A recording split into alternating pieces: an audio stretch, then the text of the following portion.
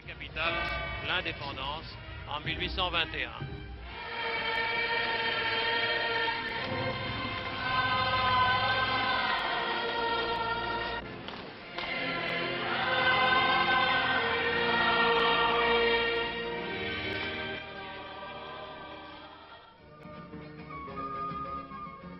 Sur les 3,5 millions de Boliviens, il y a 55% d'Indiens. La Bolivie, c'est le pays où les femmes portent des chapeaux melons noirs. La Bolivie, c'est un pays qui a de considérables ressources minières, mais dont l'évolution doit encore s'accélérer. La pénétration à l'intérieur du pays est souvent difficile, au-delà du Titicaca et du Poopó, les deux grands lacs, vestiges d'une mer intérieure. Pour un jour, La Paz cède son rôle de capitale à Cochabamba. Il y a des arcs de triomphe chargés de produits typiques, des objets d'étain notamment, métal dont la Bolivie est le deuxième producteur au monde. On évalue la foule sur l'ensemble du parcours et jusqu'au cœur de Cochabamba à 100 000 personnes.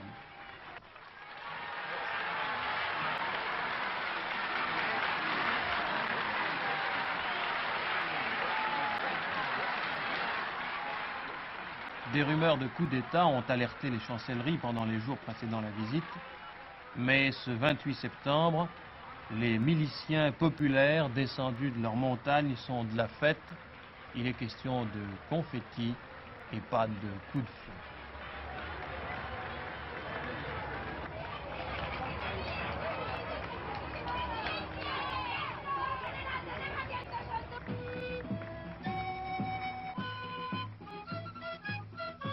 Cochabamba, c'est aussi le souvenir de la plus émouvante des Marseillaises, jouée par des Indiens venus des régions des mines de cuivre, une Marseillaise qu'ils connaissent depuis leur plus jeune âge.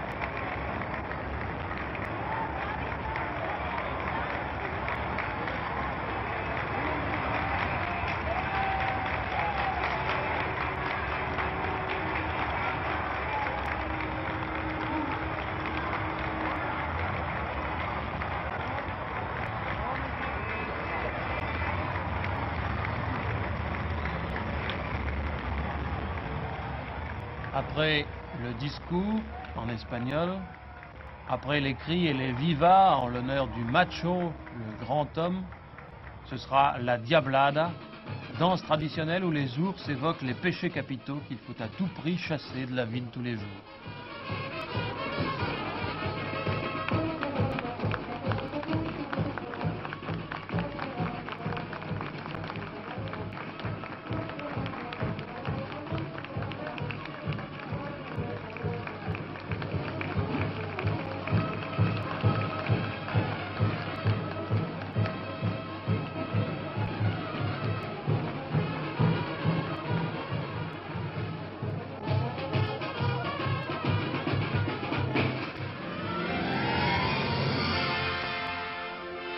Après la couleur, le typique de Cochabamba, une brève entrée au Chili par le port qui est aussi la ville le plus au nord du pays, Arica.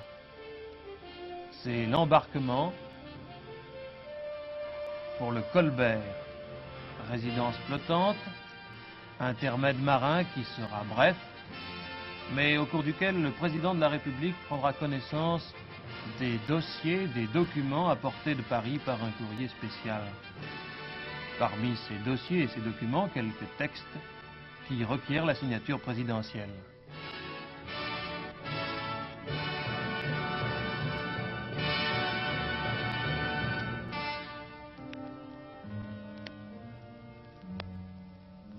Des appartements spéciaux ont été aménagés à bord.